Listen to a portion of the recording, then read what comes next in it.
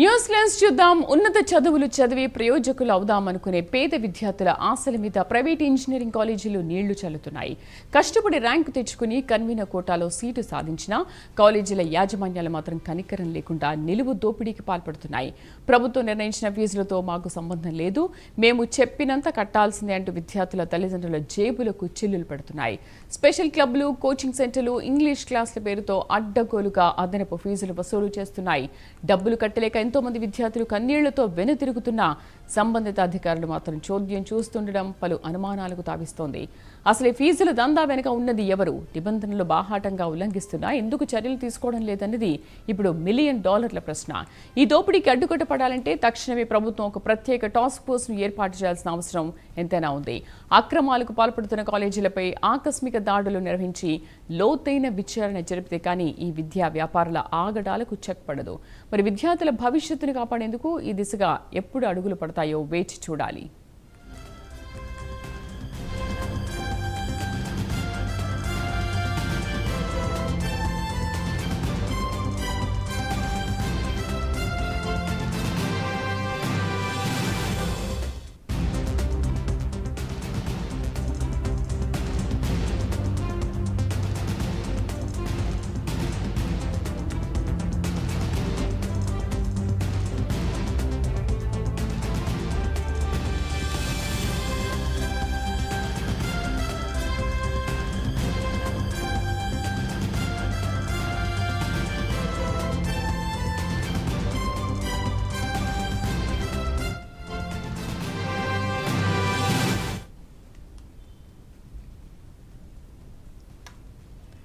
News lens చూస్తున్నాం. ఉన్నత చదువులు చదివి ప్రయోజకులు అవుదామనుకునే పేద విద్యార్థుల ఆశల మీద ప్రైవేట్ ఇంజనీరింగ్ కాలేజీలు నీళ్లు చల్లుతున్నాయి.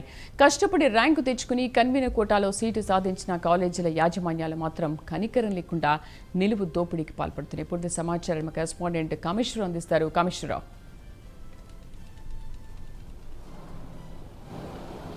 శ్రీదేవి, చూసుకుంటే రాష్ట్ర వ్యాప్తంగా విద్యా దోపిడీ అయితే మాత్రం జరుగుతూ ఉందని చెప్పొచ్చు. మొత్తం మీద పేద విద్యార్థులు చదువు అందని ద్రాక్షగానే కనపడతా ఉంది. ఈ నేపథ్యంలో చూసుకుంటే కనుక పేద విద్యార్థులు ఉన్నత చదువులు చదివి ఉన్నతమైన పొజిషన్కి వెళ్ళాలని ఎన్నో ఆశలతో చదువులు చదువుతుంటే వారు ఆశల మీద ప్రైవేట్ కాలేజీలు అయితే నీళ్లు చల్లుతున్నాయి. ఈ నేపథ్యం ఈ మొత్తం చూసుకుంటే కనుక రాష్ట్ర వ్యాప్తంగా కూడా ఇంజనీరింగ్ కాలేజీలు నిలువు దోపిడీ అయితే చేస్తున్నారు విద్యార్థులని.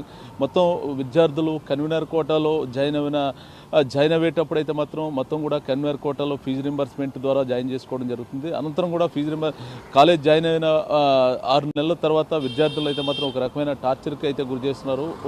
దీనికి సంబంధించి బిల్డింగ్ ఫండ్స్ కావచ్చు, తర్వాత ట్యూషన్ ఫీజు కావచ్చు, స్పోకెన్ ఇంగ్లీషు సంబంధించి వివిధ రకాల ఫీజులు వారి మీద అయితే మాత్రం మోతా మోగిస్తున్నారు. వారు ఫీజులు కట్టలేని ఎడల కాలేజీల నుంచి వైద్యులకు వెళ్ళిపోతున్న పరిస్థితి అయితే అనేక సంఘటనలు అయితే మనం చూస్తాము. ఈ నేపథ్యంలోనే మొత్తం కూడా రాష్ట్ర వ్యాప్తంగా పేద విద్యార్థులందరూ కూడా ఇంజనీరింగ్ కాలేజీలు జాయిన్ అయ్యి కన్వీనర్ కోటాలో జాయిన్ అయ్యి మంచి విద్య అభ్యసించి బీటెక్ పూర్తి చేసుకుని బయటకు వచ్చిన తర్వాత ఉన్నతమైన పొజిషన్కి వెళ్ళాలని ఆశపడుతూ ఇంజనీరింగ్ జాయిన్ అవుతున్నారు. ఇంజనీరింగ్ జాయిన్ అయిన అనంతరం కూడా మొత్తం ఈ కాలేజీలు ఫీజుల బాధ్యులకైతే మాత్రం పిట్టల్లాగా సగం మంది అయితే రాలిపోతున్న పరిస్థితి అయితే మనం చూస్తున్నాం. మొత్తం మీద రాష్ట్ర వ్యాప్తంగా ఇదే పరిస్థితి అయితే కొనసాగుతూ ఉంది. మొత్తం రాష్ట్ర వ్యాప్తంగా అనేక మంది విద్యార్థులు ఆవేదన వ్యక్తం చేస్తున్న పరిస్థితి కూడా ఉంది.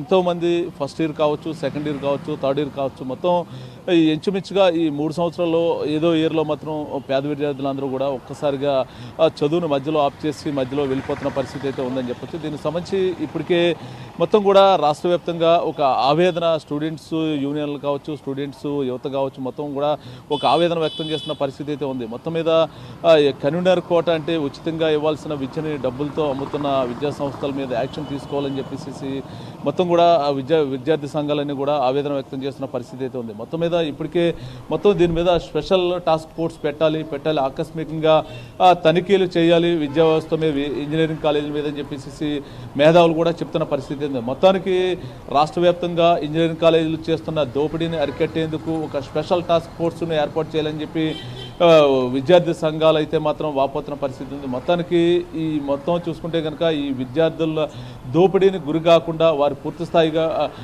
విద్య అభ్యసించి డిగ్రీలతో బయటికి రావాలి, ఉన్నతమైన పొజిషన్కి వెళ్ళాలి అంటే కనుక ఖచ్చితంగా టాస్క్ ఫోర్స్ అనేది ఏర్పాటు చేసి ఇంజనీరింగ్ కాలేజీల మీద అయితే మాత్రం యాక్షన్ తీసుకోవాలని చెప్పేసి రాష్ట్ర వ్యాప్తంగా మొత్తం కూడా నిరసనలు అయితే వెలువెత్తున్న పరిస్థితి. మొత్తానికి చూసుకుంటే కనుక రాష్ట్ర వ్యాప్తంగా విద్యార్థులు మొత్తం విద్యా సంస్థల వల్ల దగాకు గురవుతున్నారు తప్పించి పూర్తి స్థాయిగా విద్యను అభ్యసించి గ్రాడ్యుయేట్ పట్టాలను పుచ్చుకుని సగం మంది మాత్రమే బయటకు వస్తున్నారు. సగం మంది ఫీజులు కట్టలేని పరిస్థితులు వెనుతిరిగి విద్యను ఆప్ చేసే పరిస్థితులు నెలకొన్నాయని చెప్పేసి అందుతున్న తెలుస్తుంది. దానికి సంబంధించి పూర్తి స్థాయిగా ఈ విద్యా వ్యవస్థ మీద అయితే మాత్రం మంత్రి లోకేష్ అదేవిధంగా మిగతా సాంకేతిక విద్యా ఉన్నతాధికారులు అందరూ కూడా దృష్టి పెట్టి ఇంజనీరింగ్ కాలేజీల మీద అయితే మాత్రం నిఘా పెట్టాలని చెప్పి చెప్తున్న పరిస్థితి ఉంది శ్రీదేవి.